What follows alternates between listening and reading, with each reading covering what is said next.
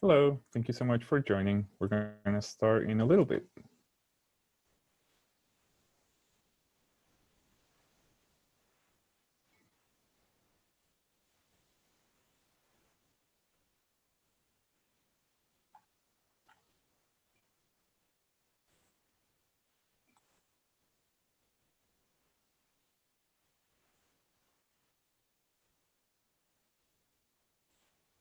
Hello, Paige. Thank you so much for joining us.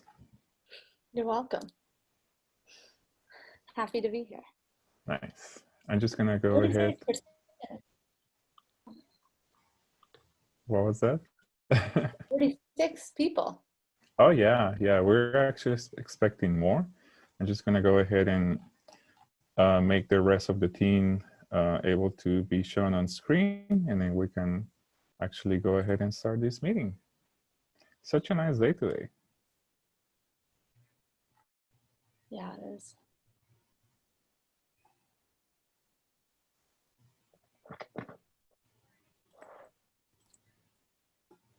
All right, we have Kim and Cassandra.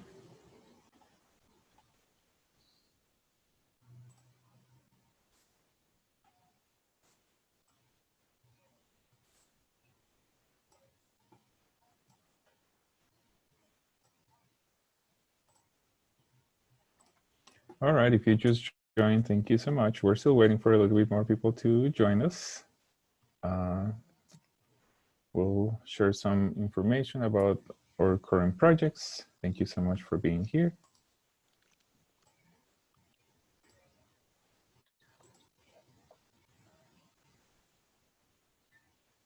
Ricardo, I think we need to change our names again. Oh, I'll change my Sandra as well.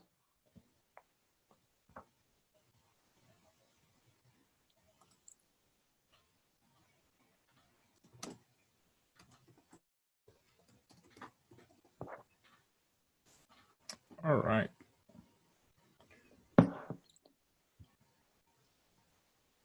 gonna go ahead and share my screen. I think we're missing Chris. Can anybody else maybe look for Chris and make him a co-host? Thank you.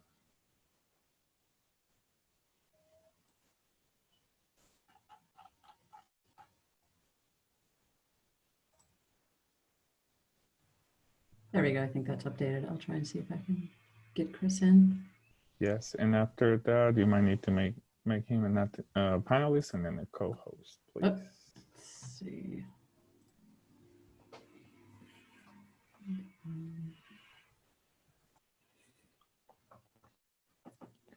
All right, if you just join us, thank you so much for your patience.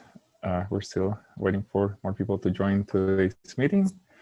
In the meantime, I just want to let you know, if you're new to Zoom and you don't know how to move around the tools, you'll see these options at the bottom of your screen. You'll see the chat option. You'll see raise your hand and Q&A. We won't be using raise your hand option today just because we want to keep it simple and organized. So if you have any comments that you want to make, please enter those on the chat. But if you actually have questions, please enter those on the Q&A section. I'm just gonna go ahead and find Chris. Let me just stop sharing my screen for 1 sec. Yeah, sorry about that. I was not able to make him panelist, but he's there. That's all right.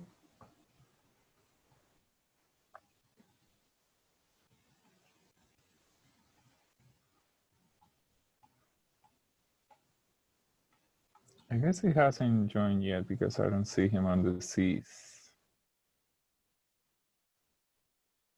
Oh, here it is.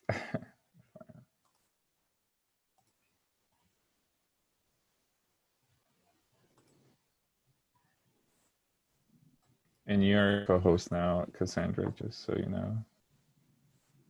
Wonderful, thank you. Yeah. I'm gonna make Chris a co-host. All right, we have 43 attendees. We're still waiting for a couple more people to join.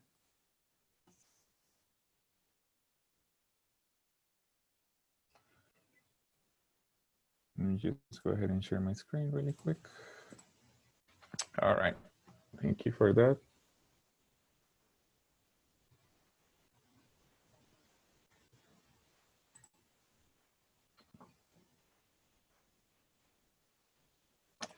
We already have a question.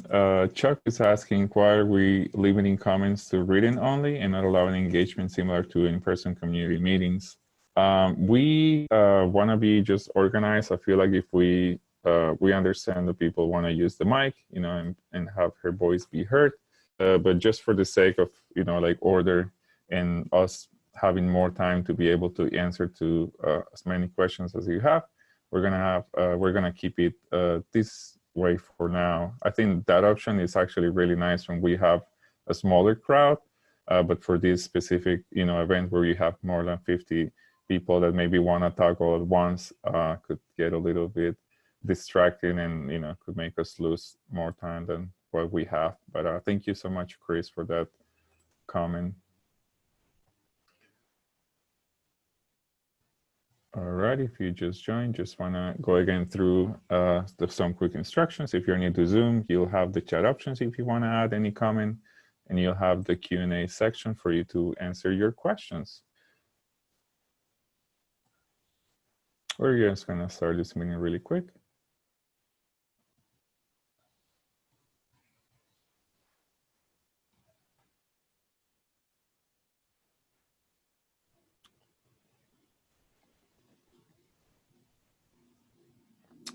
We have a question in the chat. Nancy is asking if we can see all attendees or just panelists hosts. This is a webinar format, so I believe you'll only be able to see the panelists for now. But that's a good question too. I'm just gonna go ahead and while we wait, I'm just gonna go ahead and share a poll with you all. So let me just do that while we wait for the last people to join. We're almost there. So I'm just gonna share a couple of questions with you. Pretty much just like where you live. And the other question is, how do you hear about this meeting? For that second question, there's some options. There's Facebook, there's Nextdoor, there's through a friend, word of mouth. If you found about this meeting through some other way, you could type that in the chat option. And there's also a third question, that is, how do you use this street, which is North Euclid? Seems like so far from the people that have replied to that, a lot of people use this for commuting or they live on the street, which is, I think it's great.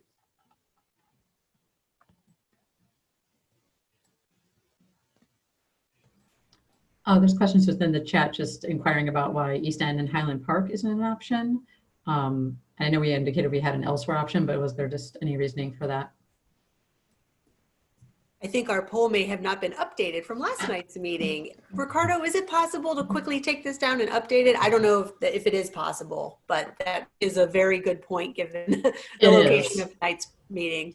I appreciate that, Craig and Stephanie, for pointing that out. Oh, we're missing East Side? Is that the? Yes. My bad. We definitely want East Side on here. All right, let me just go ahead and change that really quick. I'm just gonna stop sharing the screen for a moment.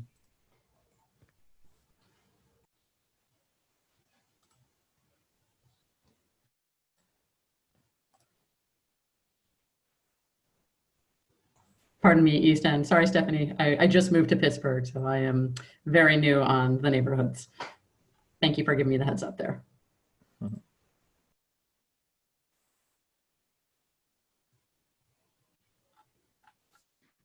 James is wondering if there's a way we can see the comments made in the chat. It appears now that only panelists can see it. I am not sure if there's a way to change the setting. There is. If you go to the two, there's a two drop down. If you click on where it says either just panelists or attendees, there should be a drop down that allows you to see all panelists and attendees. So that should allow you to select, hopefully. It could be wrong. That is on my end as a presenter, but usually they provide a panelists and attendees option.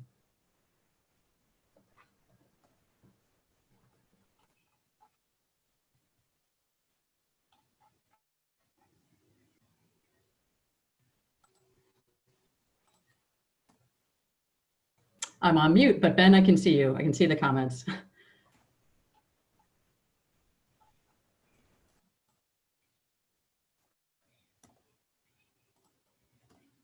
All right, let me edit this poll really quick and I'll have it ready soon.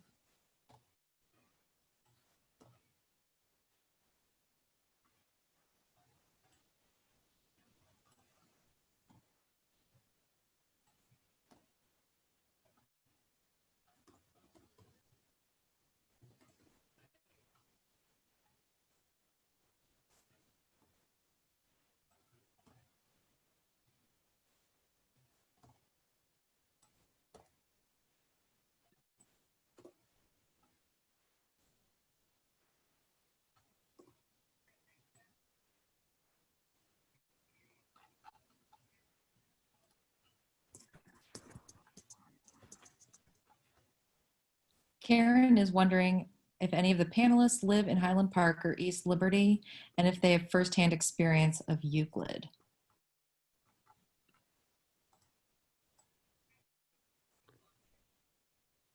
Hi there. My name is Paige, and I don't actually live in East Liberty, but I live nearby in Friendship. And for those of you that do live on Euclid, you may see me running up and down your street pretty much every day to get to Highland Park.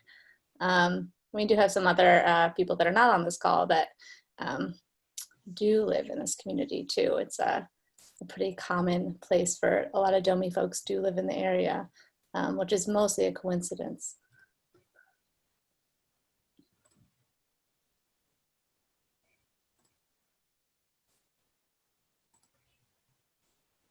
All right, thank you so much for your patience. And yeah, one more time, if you just joined and aren't used to Zoom, just know that there is options at the bottom of your screen. If you have questions, please use the Q&A section. And if you just want to add a comment, say hi, just use the chat option, any comment that you want to add actually. So yeah, actually we can just go ahead and move along. We're still waiting for some more people to join, but in the meantime, we could show a quick video while we wait. So why don't we go ahead and do that?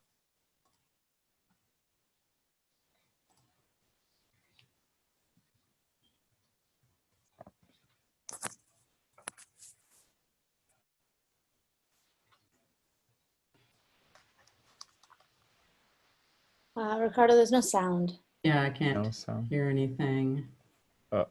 My We worked bad. in our demo. We did test this. Sorry about that. Let me change that really quick. All right, here again. A neighborway is the newest type of street in the city of Pittsburgh. A neighborway is a street where motor vehicle speeds and volumes are kept low to make it more comfortable for existing residents, while also making it safer to walk, ride a bike, and for kids to play. These traffic calming streets provide an alternate route to a major arterial road and have minimal impact on parking and the existing street layout. Whether you drive, walk, roll, or play, your street will be safer and your transportation options will improve. Neighborways create the connections toward a low-stress, all ages and abilities bike network. The route will include neighborhood traffic circles, wayfinding, and other traffic calming measures where appropriate.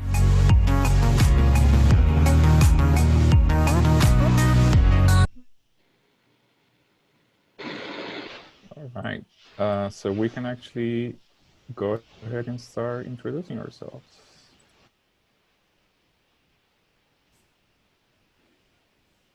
Who wants to start? Well, I'll go ahead and start. Hi, everybody.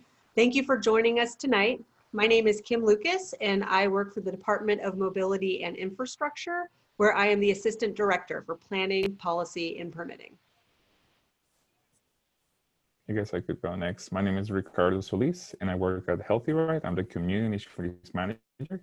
So thank you for joining us.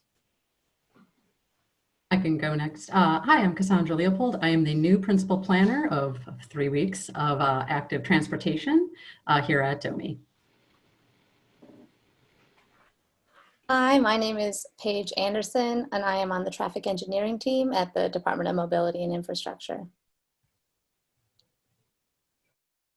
And hi, my name is Chris Young. I'm also with the Department of Mobility and Infrastructure as a Transportation Fellow. And I am Anna Tang. I'm the community organizer at Bike Pittsburgh. Awesome. Thank you so much for that. Let me just go ahead and share my screen. All right. Great. So I wanted to welcome everybody again. We have nearly 60 attendees on tonight's call, and it's really great to see such a warm turnout and a lot of interest in a local project. We're here tonight to talk about the North Euclid Neighborway, and I'm just going to lay the foundation by talking a bit about the Department of Mobility and Infrastructure's goals, our mission, and a little bit more about the different types of facilities that you may see popping up throughout the city, and then we'll pass it on to our staff engineer to talk about the specific project. The foundational goal and mission of the Department of Mobility and Infrastructure is to provide the physical mobility that is necessary for the social mobility that every resident of the city of Pittsburgh deserves. Our very first and most important goal is safety. We believe that nobody should die or be seriously injured while using our streets, regardless of how they choose to use them. That means if you're walking, if you're driving a car, if you're taking transit, or if you're biking or taking some other mode, we want to make sure that your option is a safe option. Our second goal has to do with connectivity. We believe that every resident has the right to have access to fresh fruits and vegetables within 20 minutes of their home residence, and not necessarily because they have access to a private car. So this means that whether, again, you choose walking or biking or taking public transportation, from door to door, including wait time, we want to make sure you can get to those basic needs within 20 minutes or less. Our third goal has to do with short trips. We know that 40% of trips that are shorter than 2 miles in length in the city of Pittsburgh today are taken by car.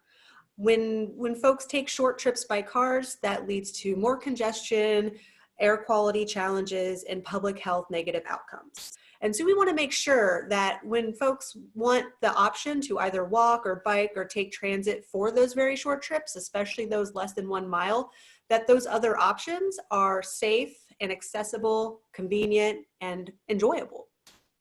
Our fourth goal has to do with affordability. We believe that no household should have to spend more than 45% of their income on housing and transportation costs, including energy.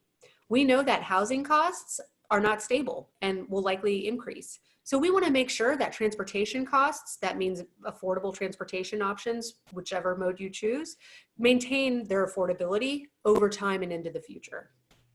And our fifth and final goal, City of Pittsburgh is one that prides itself in being inclusive and diverse. And we want to make sure that our streets and public space reflect that character and quality. I wanted to also share with the group this high-level overview of the process of how we go from idea to implementation. So we start with a planning process. This means community conversations, much like the one that we're having tonight. We also have a number of planning documents. Our Bike Plus plan, which I'll talk more about later, identifies North Euclid as a location for an improved bike connection for the city. Throughout all three phases of planning, design, and construction, we engage in community outreach. First, to come up with the ideas. Second step, to refine those ideas and really make sure that they can work from an engineering and environmental perspective. And then finally, when we go to implement, we want to make sure that the community is aware of our intentions every step of the way and has an active voice and role in that. Next slide. The Bike Plus plan, which was just adopted within the last week, is the first bike plan that the city of Pittsburgh has had in 20 years. It introduces and identifies over 120 miles of new or improved bicycle network connections. It also includes 27 miles of new trails and a host of new policies to support this new infrastructure. These policies range from maintenance for trails and other facilities to increases in bike parking, better connections between biking and public transit, and a number of other policies so that taking 2 wheels or 3 wheels is safer and more enjoyable in the city. You can find more on DOMI's website if you look up DOMI. Next slide. This is a screenshot of where we are today and where we hope to be after 10 years of a 10-year bike plan, which we are just starting. So on the left-hand side, I know it's a little small, but again, please check it out on our website where you can zoom in to our detailed maps. You can see where we are with a limited network that's not totally connected of different types of bike facilities, lanes, and trails. On the right, you can see that we've made connections in a robust network so that you can get from one part of the city to another part of the city comfortably, safely, and on a low stress facility. Next slide. Now, what the bike plan does is it introduces 120 miles of new or improved bike connections. What it doesn't do is necessarily say what type of facility will make that connection. So on the top left, you can see an example of what is probably the most comfortable option. That is a shared use path or trail. These are completely separated from automobile traffic, and they're generally considered the gold standard for safety and access for riders of all ages and abilities. As you work through, you can see that we have a lot of options. Protected bike lanes, where you have a physical barrier between the bike lane and the motorists, a buffered bike lane where that barrier is paint and space, all the way to the bottom right where we have the lightest touch, which is a neighborway. The picture on the bottom right shows a speed hump, which is not being proposed for Euclid, but it is a part of a robust toolkit of things that can be employed to reduce speeds on residential streets. The benefit of a neighborway is that, like many of these facilities, it makes that roadway safer, not only for people on 2 and 3 wheels, but people walking and people driving by reducing speeds and making it a more predictable and comfortable environment. Next slide, please. Move Forward PGH. This week, we launched our program called Move Forward PGH. This is a city initiative to implement the first part of our Bike Plus plan. Tonight's meeting is a part of that implementation by going out and communicating to the groups and neighbors that would be most affected and impacted by these projects. We are trying to figure out the best design possible. This is a project that's in collaboration not only with Bike Pittsburgh, the local bike advocacy group, but also Healthy Ride, the local bike share group. You can find out more at moveforwardpgh.org. Oh, and I did put it within the chat, so we have options there. And I'm going to pass this along to Ricardo and Paige, where they can go into more information about Neighborways as a traffic calming measure and also project specifics for Euclid. Thank you so much, Kim. As you said, I'm just going to go over explaining what a neighborway is. And after that, Paige is going to get into details about it. So as you heard before, neighborways are a street or a series of connected streets where more vehicle speeds are kept low. This makes it safer to not only walk, but also to ride a bike and even like driving in for kids to play. The nice thing about neighborways is that they are located on really low volume residential streets, and they provide an alternative route, and they also discourage drivers from using it as a cut through. Something to point out about these neighborways is that these streets, which are traffic calm, they do not include any dedicated bike lane. There's not going to be any parking removed. This is like a really low impact project. So yeah, so whether you walk, drive, roll, or play, these streets will make it safer for you to move around your neighborhood. I just want to remind everybody, if you just joined this meeting, I see we have new participants, that we have some options at the bottom of your screen if you're new to Zoom. Just remember that if you want to ask questions, use the Q&A section. And if you want to add any comments, please use the chat option. Thank you so much for the people that just joined the meeting. I'm just going to go ahead and pass it along to Paige. Hi there, my name is Paige. I work in the traffic division, traffic engineering division. And I'm going to talk to you a little bit more about neighborways and some of the tools that we can use along neighborways to traffic calm them and make them safer and more comfortable for all modes of transportation.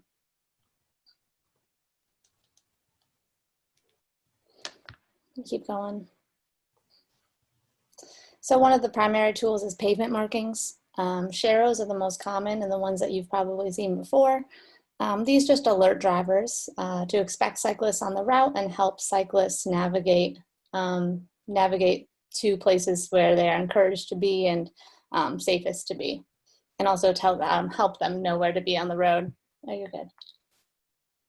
This will also include some signage, which includes wayfinding signs that are pedestrian scale signs to help to kind of remind motorists, cyclists, and pedestrians that this is a a bicycle and pedestrian priority route. And there will also be regulatory signs that will help remind drivers of how to use the street safely, and remind them to go slow so that everyone can be safe and comfortable. The most dangerous parts of any roads are going to be the intersections, and there's a lot of things that we can do, treatments we can do at these intersections to make them safer. One of the tools that we'll sometimes use is bump outs, which are reminders of where it is already by code illegal to park, which is within 30 feet of an intersection. And the reason for that law and for using bump outs is to improve sight lines, so that way people who are approaching intersections can see everything, and that includes all modes, so that it improves safety. And also crosswalks. There are a lot of existing crosswalks on Euclid. What we can do is also improve them to make them high visibility, which means high vis piano keys that are reflective. The other intersection treatment that we are proposing on Euclid is traffic circles. These go on, we don't change any of the curb lines. All we do is we put a small traffic circle in the middle of the intersection that people slow down, travel to the right, and work around the circle until they get to where they are trying to go. So in slowing them down, it keeps the intersection safer, and it reduces the most dangerous types of collisions, which are T-bone intersections, or T-bone collisions, and it reduces the impact and makes it easier to navigate. So it does create a yield condition where all users can share the intersection more safely. Studies have shown in cities with with these sort of treatments that they can reduce collisions by 90% and reduce injury-causing collisions by 97%. They also can create, well, I'll go more into that later, so we can move on. Another tool that we can use on Neighborways, but we are not proposing on North Euclid, is speed humps. Speed humps physically slow down drivers and discourage them from using the street as a cut through and from using it dangerously. But the data that we have gathered would say that we are not exploring them for North Euclid at this time. There are many neighborways that we're proposing throughout the city. Some of them that are nearly complete or underway are in central Lawrenceville and Southside. You can go and see those on Willow and Hatfield Street, or on Mertland Street in the Southside. We're also considering them on Reynolds Street in Point Breeze, Coral and Comrie in Bloomfield and Friendship, and then throughout Manchester and North Oakland and Polish Hill. So now I'm going to go a little bit more into the details of this particular neighborway and what we are proposing. This is our initial proposal. We'd love to hear your feedback and how you would use the other tools that you are most interested in. But the initial proposal, based on our data collection, which includes speed data and crash data, we are proposing a series of traffic circles. The neighborhood traffic circles would be at these 7 intersections. We have changed. This is a little bit different from proposals people may have seen in the past, and that was in a reaction to some of the comments that we got and some of the information that we've since received. You'll notice that 4 of these have the stars on them, and the stars indicate the ones that we are going to be piloting, and we're going to be piloting them so that people can get more comfortable with them. We can see what they see how they work before we install them with permanent concrete and make sure that we're installing it correctly. So I'm going to go into that a little bit further. Next slide, please. So this is a rendering of what the pilots will look like. They are installed with temporary materials, and they will be up for approximately a month. The permanent concrete traffic circles that will follow the pilots will be made of concrete and can accommodate landscaping in the center. Previous meetings with stakeholders in your community indicated that you would be interested interested in this landscaping opportunities and these beautification opportunities.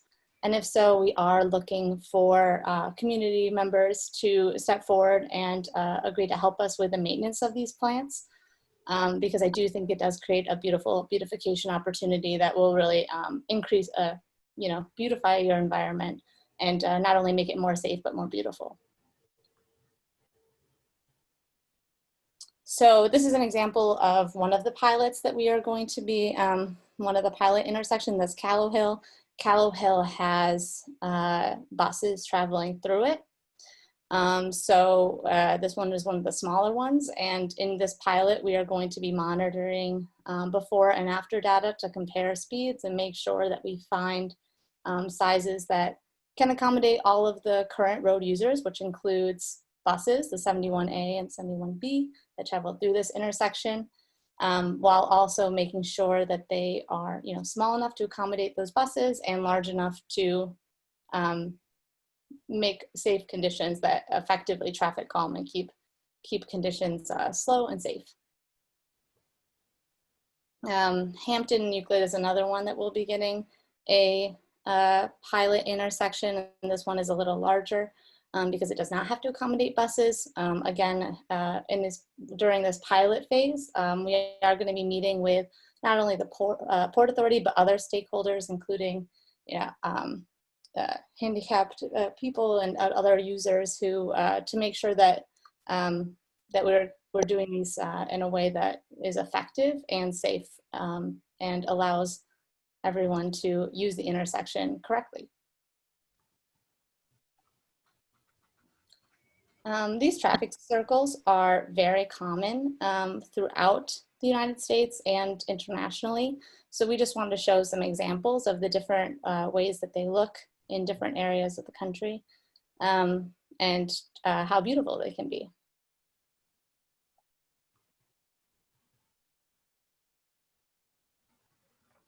All right. Ricardo, you wrap us up? Yes, thank you so much for that.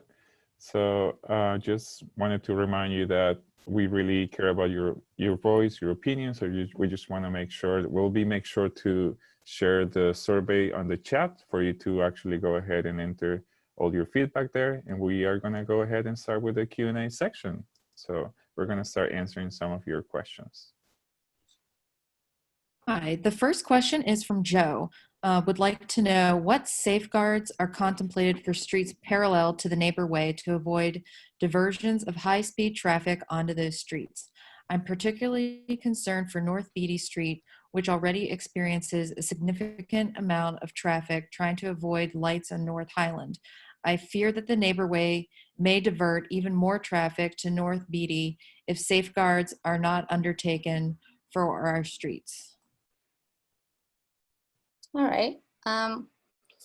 The great news about these intersection treatments is that any intersection and anyone around it, it should effectively traffic calm all of them. Anyone traveling through that intersection should, these don't just affect Euclid, but also the streets that go around Euclid. Traditionally, we haven't seen, most data from other cities has not seen effects such as that. So on streets that we are, extra concerned on, we will make sure that we can collect some before data. And if there are negative effects, we can explore ways to, these are all going to be projects that we can continue to work on and continue to improve. And if there are effects like that we've seen, we can certainly look into ways that we can mitigate those concerns. There are a couple of questions about the outreach and how neighbors were notified of this meeting and what that looks like. I can say that the initial proposals for this meeting or this project was born out of concerns from the community that we heard from various community groups. I personally was not involved in those meetings. However, and the community and our staff that were involved in those meetings, unfortunately, no longer work with the city, but we have been communicating with them. And this was originally born out of concerns, concerns about traffic calming and connectivity issues in the community. We have met with many stakeholders in the community. And of course, this is an ongoing process, and we are here today to talk to you. And for this specific meeting, if the question was about the meeting that we're hosting right now, we had a series of postcards that we sent out that gave a brief overview for individuals who were in the residences within the project scope.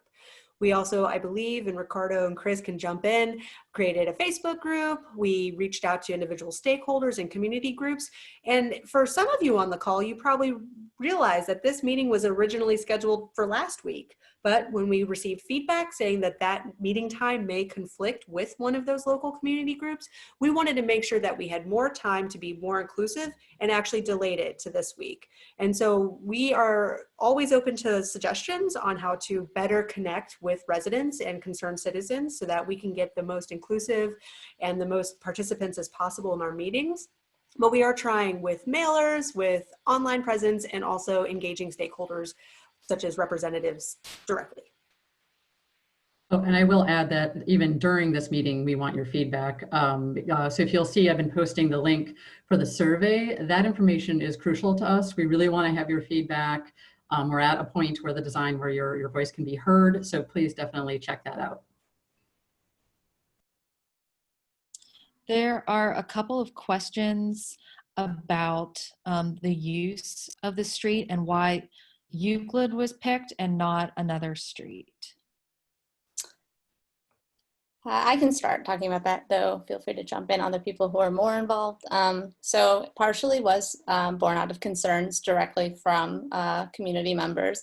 And then we verified some of those concerns with speed data that we collected, and then also crash data. Something that I meant to mention earlier and did not is that there has been a significant number of crashes at these intersections, historically, and over half of them can be attributed to aggressive driving. So we're hoping that these specific interventions can help to mitigate those concerns. Another thing about this route in particular, and the reason that it is on the Bike Plus plan, is it does provide connectivity because it does go all the way from Bunker Hill all the way down to Station, which has that URA project that includes bike facilities. So beyond traffic calming concerns, it also does provide a lot of connectivity that will be valuable to not only your community, but surrounding communities.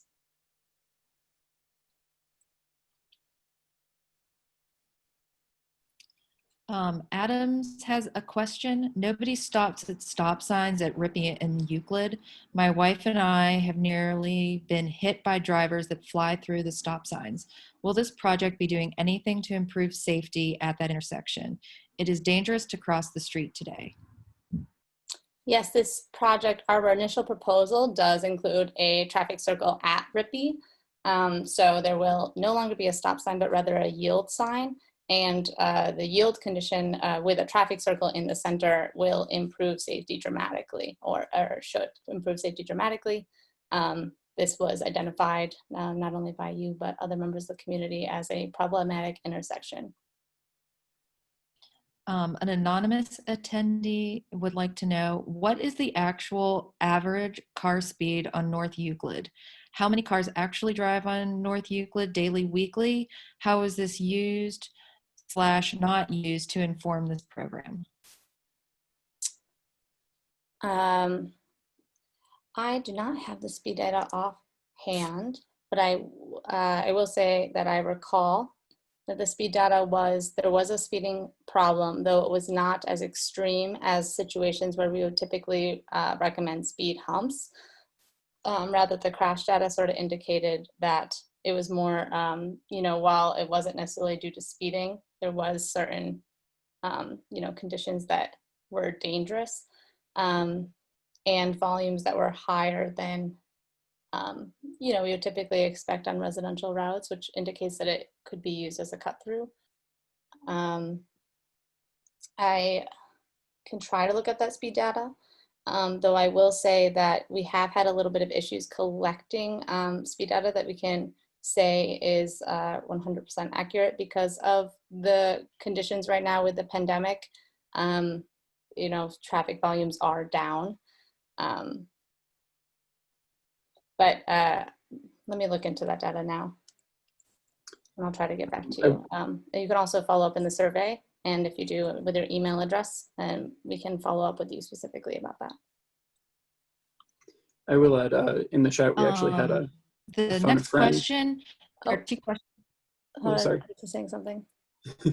Sorry, we did actually have a phone a friend kind of thing in the chat where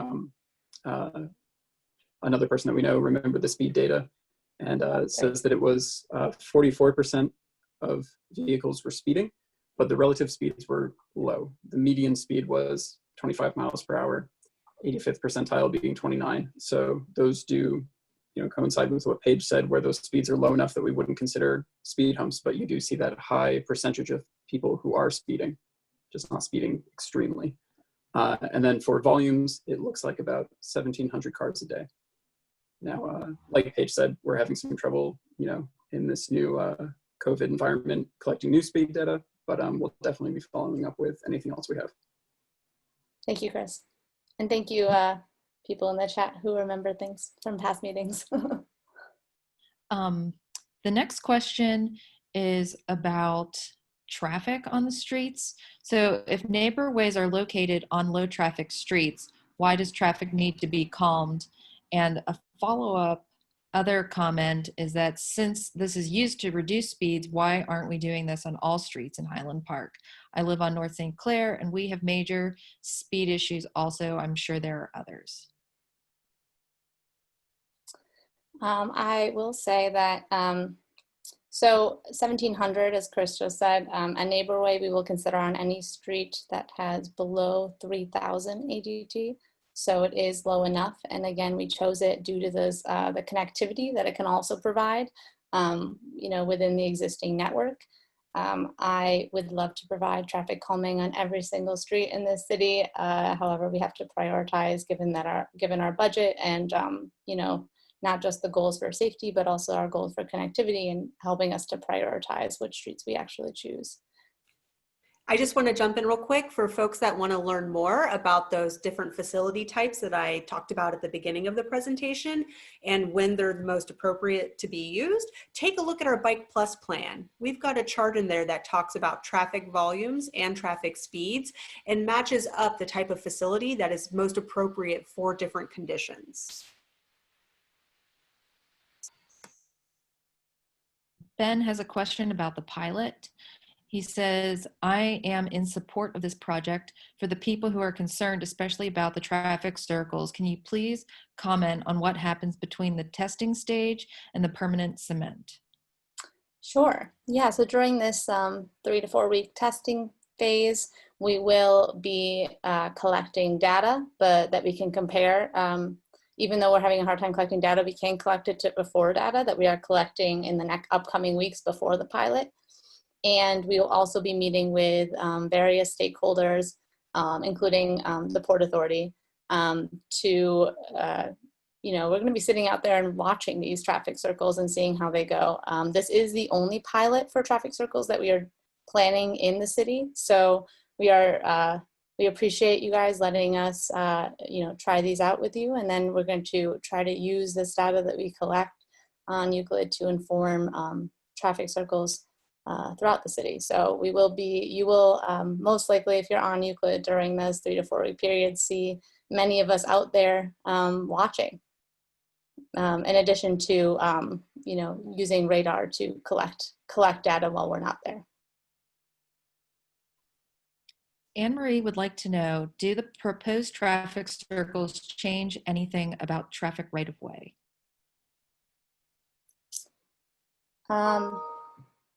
They work very similarly to stop signs in that when you rather than you yield to whoever's already in the circle, which is similar to yielding to when you're at a four-way stop, whoever is there first. The difference is that you kind of have to, because there's a physical obstruction in the street, while typically with a four-way stop, there's nothing actually forcing you to do that. And as Adams said earlier, four-way stops often are not actually used with people aren't coming to a complete stop.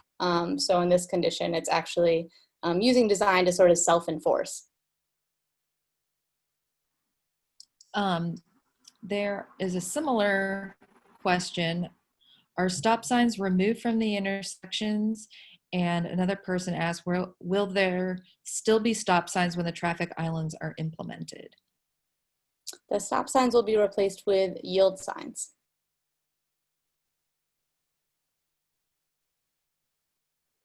Someone would also like to know what other intersection calming issues are proposed for the non-trafficked circles.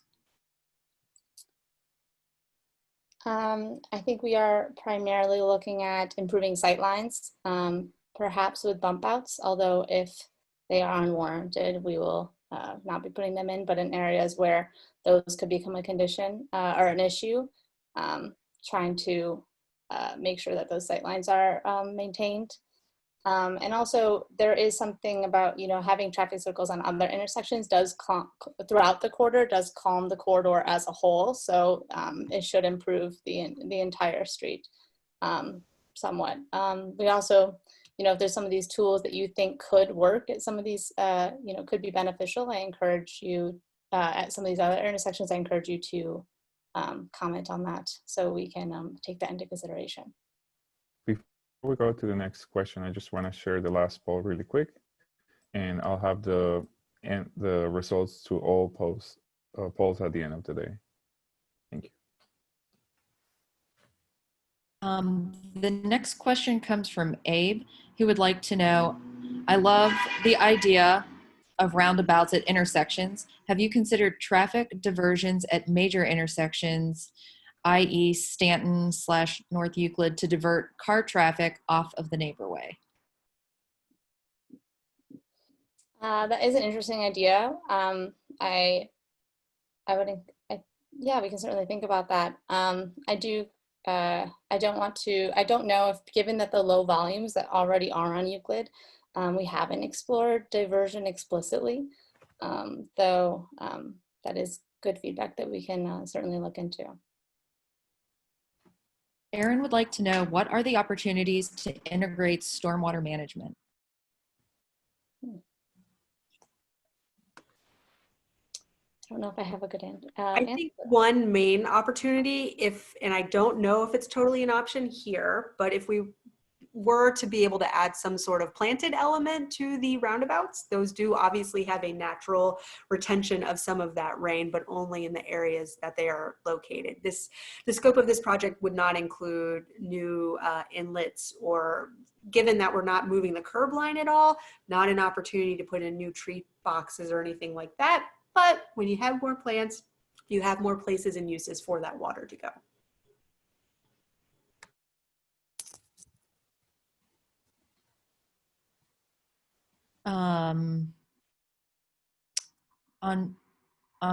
Andres would like to know, can you send out the studies that support replacing stop signs with yield signs? Are they independent studies that have been independently repeated and validated? Yeah, we do have some studies that I believe we are planning on. I don't know, are they going to go on the Move Forward website, perhaps? There are plenty of studies. I encourage you also to, do your own research. These are quite common, and there have been many, many studies throughout the country regarding these mini roundabouts or neighborhood traffic circles. It is something that has been, some of these, like for Seattle, for example, has been doing these since 1990. The best, these have been around for a long time, have been increasing popularity because of their success. I'd also encourage you to go to, specifically the Federal Highway Administration has done many of these studies and is a great resource. And to emphasize something that Paige said earlier, this is a pilot. The initial step of it is, and we are collecting data. And this is one of the first times that we're using this traffic control device in the city of Pittsburgh.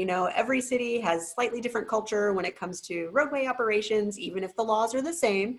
And so this is the beginning of our second phase of this journey you know, this is the first week of our Adopted Bike Plus plan. It's the first week of our Move Forward plan and program. And so this is really the beginning, and we're collecting data and evaluating so that in the future, you may see a lot more of these citywide, and we will make sure that we will use all information that we have available to us to make them the best they possibly can be. Two people are wondering when their questions that were submitted into the Google form will be answered.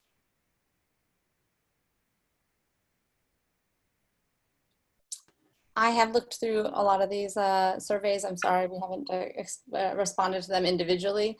I'll work with our outreach teams, Ricardo, and our outreach teams to make sure that we are getting back to you all. But we have looked at them, and we have made some design changes based on your feedback. So thank you all for filling those out, and I encourage everyone who hasn't yet to please do so with positive, negative, maybe even indifferent. I'd love to hear whatever it is you have to say about this project. And I will add to that, actually, on the Move Forward PGH website, we actually have our first kind of blog post news update that is about Reynolds Street, which is a different project, but it includes an FAQ section that is based on feedback that survey received. So that's another way that we can kind of answer these questions collectively and efficiently. So if you check out the website, you'll find more information about our projects there, answering some of these questions. And I've been making sure to have the Move Forward PGH stuff in the chat, and if anybody needs additional information, just let me know. Mac would like to know, how does having two major bus routes, roughly 113 buses a day during weekday scheduling, align with the goals of, quote, low volume streets and prioritizing foot and bike traffic? I can start with this one, Paige, if you want. Yeah, sure. So what we have found, you know, to get on a bus, you are first a pedestrian and sometimes a cyclist. And so by increasing the safety of those modes to access transit, we know that we will help to reduce crashes, as based on our pedestrian safety action plan research, a large percentage of the crashes in our city that involve serious injuries to pedestrians are happening when they're accessing transit. So for the engineer standpoint, and Paige can talk more about this, they make sure that the design will work. They make sure that with these circles, that the turning radius that a large vehicle needs will be accommodated. As someone who had a commercial driver's license for a number of years and actually drove buses, I very much appreciate when I can actually get around a circle or make a good turn. And also when the traffic that's around me when I'm making frequent stops is operating at a safe speed. That's well said, Kim. Yeah, and like I said, we are working with the Port Authority. I think that it's a good point that all, transit users are pedestrians first. Another thing is that in talking with the Port Authority, these are professional drivers, and they don't, we don't need to discourage aggressive driving with professional bus drivers typically. And I think that when we're talking about inclusive neighborways, transit is an important part of that conversation, and we're not here to discourage transit use. There are a lot of questions about the intersection of with Stanton and North Euclid. People, there are a lot of comments about people routinely running the stop sign there, and would like to know exactly what traffic calming measures are happening at that specific intersection. We have not proposed, we initially proposed a traffic circle at this intersection, but we are nervous about it because it is, Stanton is such a high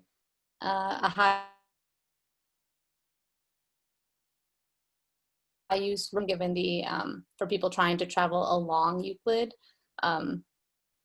So we are going to be monitoring that intersection.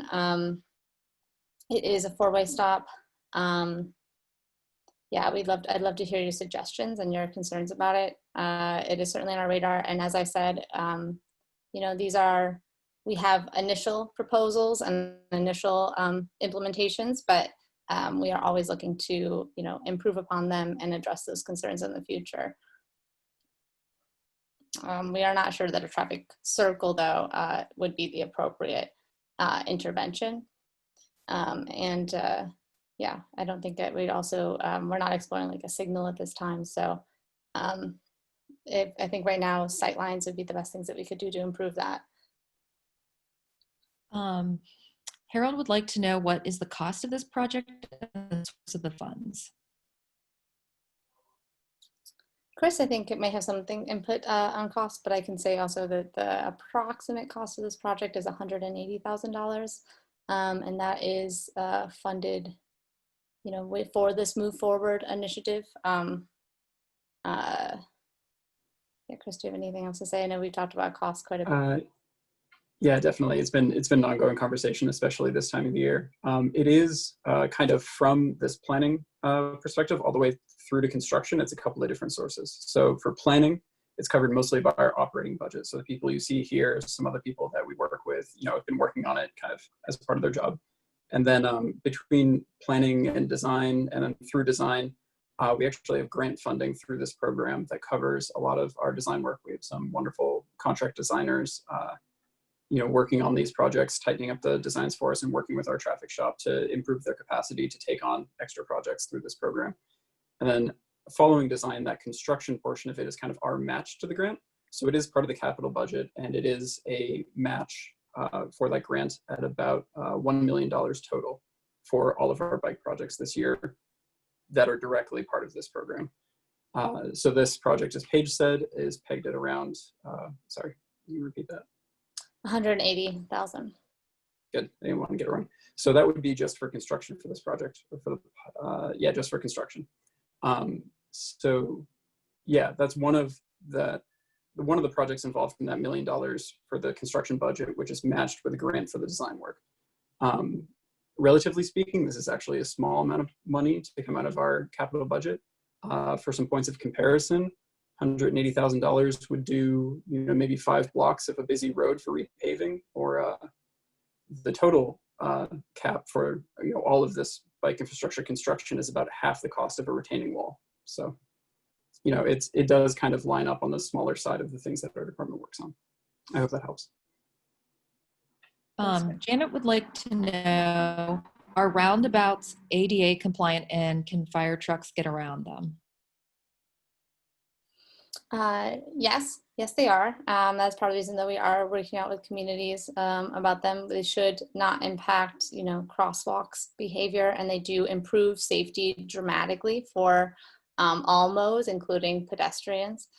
And regarding emergency vehicles, we cannot necessarily accommodate, you know, if there was a fire station on one of these intersections, we may not put a traffic circle there if it got a lot of traffic. But what we do with these traffic circles is we actually provide a mountable curb, so that should, you know, a large truck need to get over them efficiently, we are not restricting access for emergency vehicles whatsoever. And this is something we've discussed with public safety generally, to make sure that we are not impeding upon any of their concerns. And that is why it has, you know, this mountable curb that still allows access when it is needed. And that doesn't just apply to fire trucks, it also applies to, you know, large moving trucks and other sorts of, you know, large vehicles that need to use the street on occasion. Although, yeah, they are not the typical users.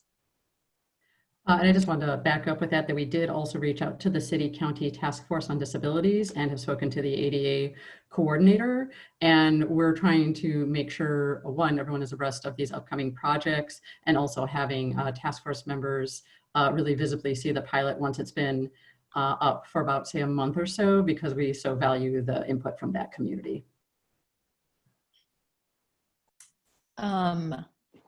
A few people would like to know what the timeline is for this project, for implementation and the pilot. So the pilot should be going up in the next couple of weeks. We're hoping for early to mid-July. We're still trying to coordinate all of the various contractors involved, but it should be early July, before mid-July. And then we'd be leaving it up for approximately a month. And then some point later in the summer, installing them in concrete permanently.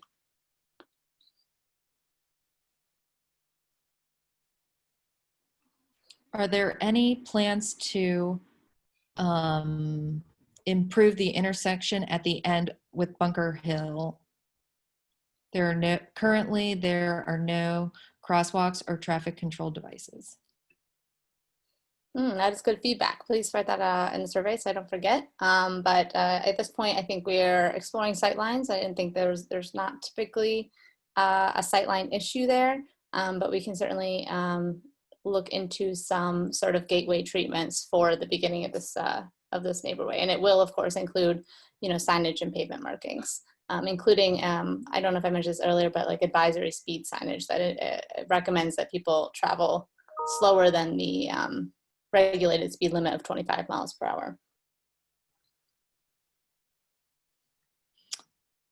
What about the kids that walk on North St. Clair to get to Fulton and from Fulton to the park? Is there consideration for that? So that's a route besides Euclid, off of Euclid. So right now our proposal is for Euclid, and would improve safety on Euclid, which I hope that people may sort of gravitate towards that street as a safer street to travel along. Other areas that could use safety improvements, we'd love to hear about, not only in the survey but maybe in our 311 service center, so that we can address those separately. Kat would like to know if this plan is definite. It sounds like it's a done deal rather than we're discussing it and making a decision. We are hoping to move forward with this project, as it has, it was born out of community concerns, and we have been, we think that it does address a lot of the concerns that we've seen, and there hasn't been any, general consensus for something different. We do think that we need improvements upon the street and can improve connectivity, and this so far seems like the best solution. But during the pilot, I encourage our feedback, and if you don't think that we're addressing those concerns, I hope that you will tell us. Two people would like to know the exact widths of the traffic circles or about how wide they would be. Sure. The 4 pilots, we tried to pick pilot locations that show the various conditions. And so the pilots range from 10 feet in diameter to 16 feet in diameter, depending on the conditions of the roadway and if we need, what kind of, who we are accommodating in the intersection.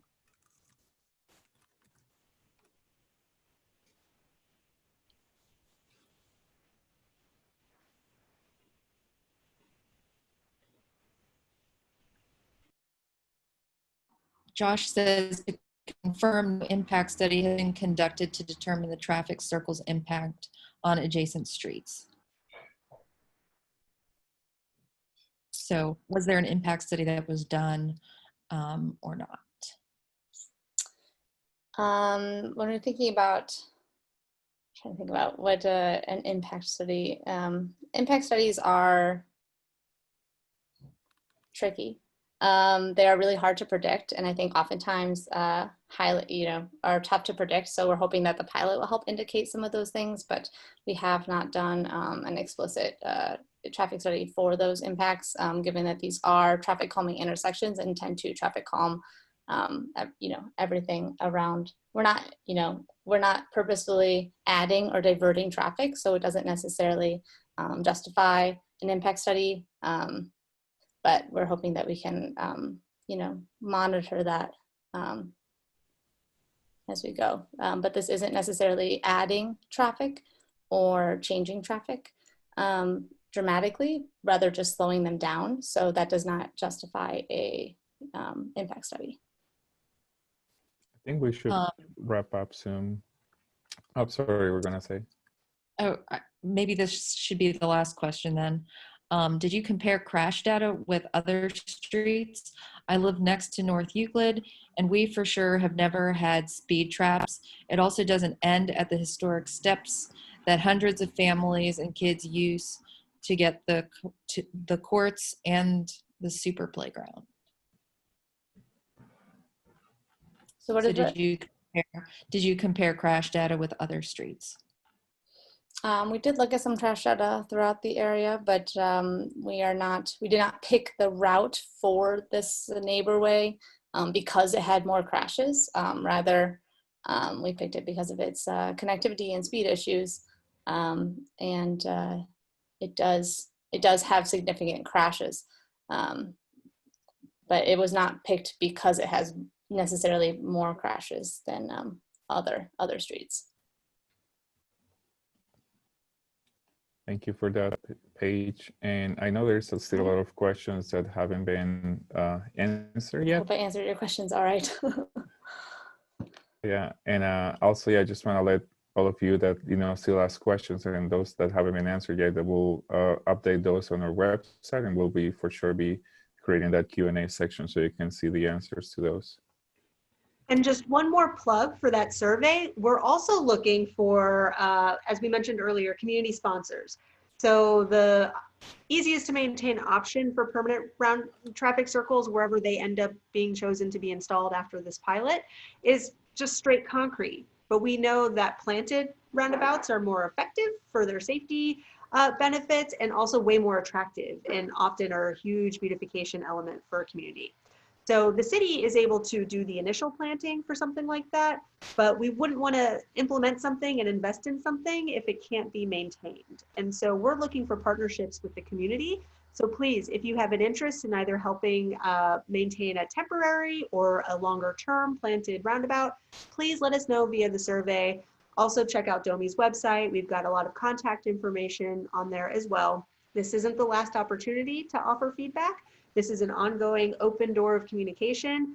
And, as was already mentioned by Ricardo and Paige, we'll make sure to take a look at any outstanding questions that we may not have addressed tonight and get that information ideally out to attendees. Perhaps we'll be able to email folks who registered for tonight with their email addresses and get a transcript out to you as soon as we can. Nice. And I did include the survey, and along with the survey, I just put a link in for all of DOMI's upcoming projects. Each one of those has FAQ sheets and surveys that you can fill out information on. And so we would love to hear your feedback on that as well. And so you can see what we're up to. Thank you so much for joining us. I hope everybody has a great night. Thank you, everybody. Thanks, everyone.